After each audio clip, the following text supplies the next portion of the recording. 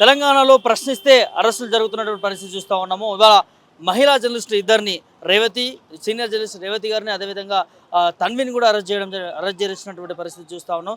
So మరి దేనికి ఈ అరెస్టులు చేస్తూ ఉన్నారు, అసలు దీన్ని వెనుకున్నటువంటి పరిస్థితులు ఏంది, ఎర్లీ మార్నింగ్ 3 గంటల ప్రాంతంలో అరెస్ట్ చేయాల్సినటువంటి అవసరం పోలీసులకు ఏమొచ్చింది, అసలు ఏం జరుగుతూ ఉందనే అంశాలన్నింటినీ కూడా మాట్లాడదాం. మనతో పాటు మాట్లాడేందుకు సీనియర్ అడ్వకేట్ లలితారెడ్డి గారు ఉన్నారు. ఒకసారి వారితో మాట్లాడదాం.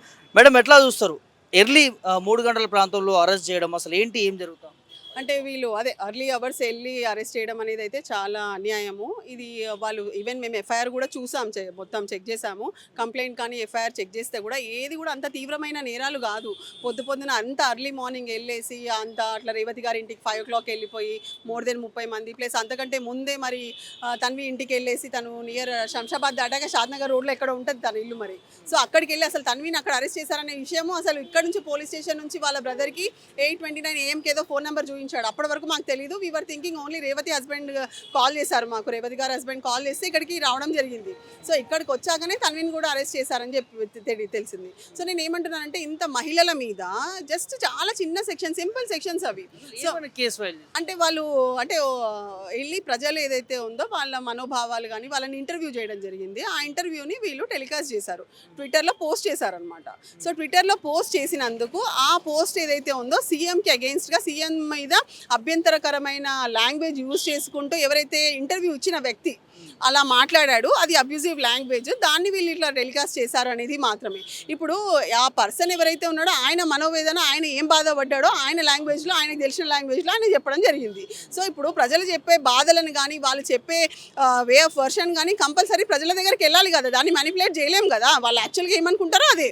సో దాన్ని వీళ్ళు ట్విట్టర్లో పోస్ట్ చేసినందుకు రేవతి గారిని, తన్విని ఇద్దరిని ఏమంటారు అరెస్ట్ చేసి తీసుకొచ్చారు, అంత హై హ్యాండెడ్గా. మళ్ళీ తర్వాత పోలీసులు ఈ విషయం కూడా తెలిసింది మాకు. పోలీసులు మళ్ళీ వెళ్ళి ఏదైతే సీసీటీవీ ఫుటేజెస్లో అపార్ట్మెంట్లో రికార్డ్ అయిందో 7:30 అరౌండ్ వెళ్ళి 5-6 మంది పోలీసులు వెళ్ళి అది కూడా రిమూవ్ చేసేసారంట. సో ఏం ఇండికేషన్ ఇవ్వాలనుకుంటున్నారు అసలు ఏమో తెలియదు. సో ఇలా జరుగుతుంది. అసలు కేసు పెట్టింది ఎవరు మేడం? అంటే ఆ వ్యక్తుల పేరు ఏమైనా బయటకు చెప్పారా? కంప్లైంట్లో ఉంది. ఒక కైలాష్ అనే వ్యక్తి, ఒక వంశీకృష్ణ అనే వ్యక్తి, ఇద్దరు కూడా ఉస్మాన్ గంజ్కి సంబంధించిన వాళ్ళు. సో వాళ్ళ కంప్లైంట్లో కంటెంట్ ఏంటంటే, మేము బ్రౌజ్ చేస్తున్నాం, ఇంటర్నెట్లో బ్రౌజ్ చేస్తుంటే, సోషల్ మీడియా బ్రౌజ్ చేస్తున్నప్పుడు మాకు ఇట్లా సీఎం గారి మీద ఏదైతే ఎవరో వ్యక్తి ఇట్లా అబ్యూజివ్ లాంగ్వేజ్ యూజ్ చేసుకుంటూ ఇంటర్వ్యూ ఇచ్చాడు, ఆ ఇంటర్వ్యూని వీళ్ళు పోస్ట్ చేశారు. సో అది అభ్యంతరకరంగా ఉంది. అందుకని కేసు బుక్ చేయమనడము, 10th రోజు కంప్లైంట్ ఇవ్వడము, ఇవ్వగానే వీళ్ళు కేసు రిజిస్టర్ చేసేయడము చేయగానే ఇప్పుడు నిన్న ఒక్కరోజు 11th, ఓకే, నిన్న అయిపోగానే ఈరోజు అర్లీ అవర్స్లో వెళ్ళేసి ఇద్దరు మహిళలని తీసుకొని వచ్చేసారు. యాజ్ పర్ చట్టం ప్రకారము, సుప్రీంకోర్టు జడ్జిమెంట్ ప్రకారము, హైకోర్టు ఇచ్చిన సర్క్యులర్ ప్రకారం ఖచ్చితంగా సెక్షన్ 35 Clause 3 BNSS యాక్ట్ కింద వాళ్ళు నోటీస్ ఇవ్వాలి. సో ఆ నోటీస్ కూడా ఇవ్వకుండా, ప్రాపర్ కోర్టు ఇచ్చిన గైడ్లైన్స్ని ఫాలో అవ్వకుండా వాళ్ళ పొలిటికల్ బాసెస్ని ప్లీజ్ చేయడానికి ఇంత అన్యాయంగా ఇద్దరు ఆడపిల్లల్ని ఈరోజు పోలీస్ స్టేషన్కి తీసుకొచ్చారు. సో అట్లా జరిగింది.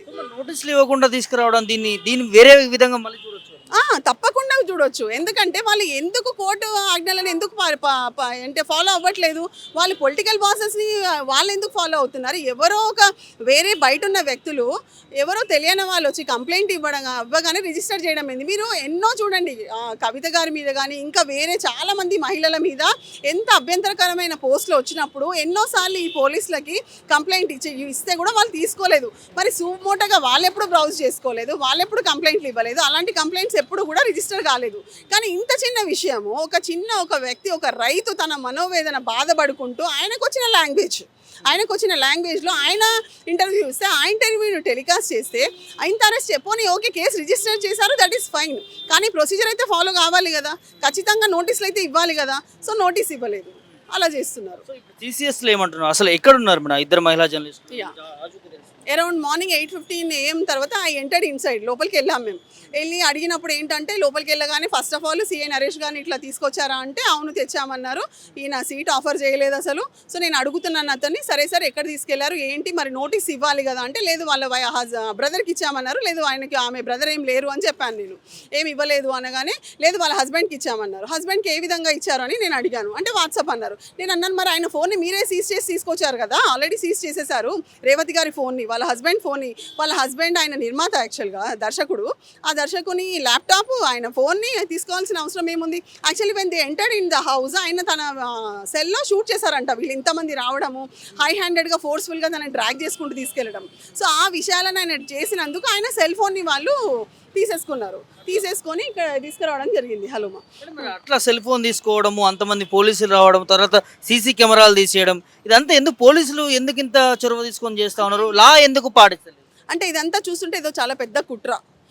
ఇప్పుడు ఒక మంచి ఫాలో అప్ ఉన్న జర్నలిస్ట్ తను, అలాంటి జర్నలిస్టులను ఇద్దరిని కూడా, మహిళలు ఇద్దరిని మంచి జర్నలిస్టులు, సో వాళ్ళ ప్రశ్నించే గొంతుకులని ఏమంటారు స్టాప్ చేయాలి.